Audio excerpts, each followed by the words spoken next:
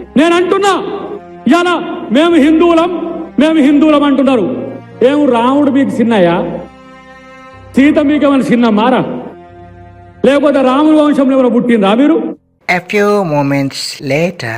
మొన్న నిర్మల్లో జరిగిన సమావేశంలో మాట్లాడిన మాటల్ని కొంతమంది దుర్మార్గులు వక్రీకరించి ఫేక్ను క్రియేట్ చేసి క్రాప్ చేసి రాముణ్ణి నేను తూలనాడినట్టుగా ప్రచారం చేసేదాన్ని నమ్మొద్దని నేను విజ్ఞప్తి చేస్తున్నా. మా సగర సంఘం మిత్రుడు శేఖర్తో పాటు చాలా మంది నాకు ఫోన్ చేసి అన్న విషయంలో వీళ్ళు తప్పుడు ప్రచారం చేస్తున్నారు కాబట్టి నువ్వు వివరణ ఇవ్వాలని చెప్పి అన్నందుకు నేను ముందుకు వచ్చిన.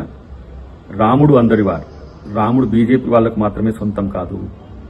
అదే విషయాన్ని నేను చెప్పిన. దాంట్లో చాలా స్పష్టంగా రాముణ్ణి మొక్కుడే బీజేపీని తొక్కుడే అన్న దాన్ని కూడా పక్కన పెట్టేసిండ్రు. సో ఆ కసిని అమిత్ షాను మోడీని రాజకీయ విమర్శలు చేస్తే అది రాముని మీదకి తెచ్చి రాజకీయ పబ్బం గడుపుకోవాలనుకుంటున్నారు. రాముణ్ణి నమ్ముకునే వాళ్ళం మేమైతే రాముణ్ణి అమ్ముకునే వాళ్ళు బీజేపీ మిత్రులు. సో ఒక పవిత్రమైన రామనామాన్ని యుద్ధ నినాదంగా మార్చొద్దు. ఇది ప్రపంచంలో ఉన్న రామభక్తులను వంచినట్టే అనే విషయాన్ని బీజేపీ ఆర్ఎస్ఎస్ మిత్రులు గమనించాలని విజ్ఞప్తి. అన్నిటికంటే ముఖ్యంగా ఈరోజు రాజకీయాల కోసం మతాన్ని అసలు వాడొద్దని ఎలక్షన్ కమిషన్ చెప్తున్న వాళ్ళు పదే పదే అది వాడుతున్న పరిస్థితిని గమనించాలి. కాబట్టి రాముని భక్తుల మనోభావాలు ఎప్పటికీ అద్దంకి దాయకర దెబ్బ తీయడం చెప్పి తెలియజేస్తూ జై సీతారాం. అందరికీ నమస్కారం.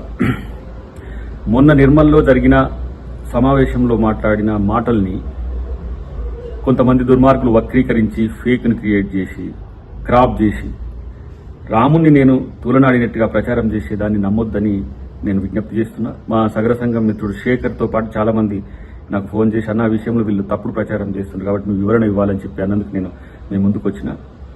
రాముడు అందరివారు, రాముడు బీజేపీ వాళ్ళకు మాత్రమే సొంతం కాదు. అదే విషయాన్ని నేను చెప్పిన.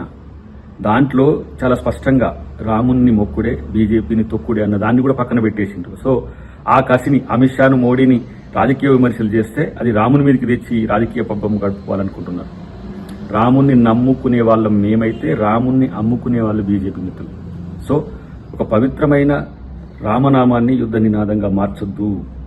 ఇది ప్రపంచంలో ఉన్న రామభక్తులను వంచినట్టే అనే విషయాన్ని బీజేపీ ఆర్ఎస్ఎస్ మిత్రులు గమనించాలని విజ్ఞప్తి. అన్నిటికంటే ముఖ్యంగా ఈరోజు రాజకీయాల కోసం మతాన్ని అసలు వాడొద్దని ఎలక్షన్ కమిషన్ చెప్తున్న వాళ్ళు పదే పదే అది వాడుతున్న పరిస్థితిని గమనించాలి. కాబట్టి రాముని భక్తుల మనోభావాలు ఎప్పటికీ అద్దంకి దాయకర దెబ్బ తీయడం చెప్పి తెలియజేస్తూ జై సీతారాం.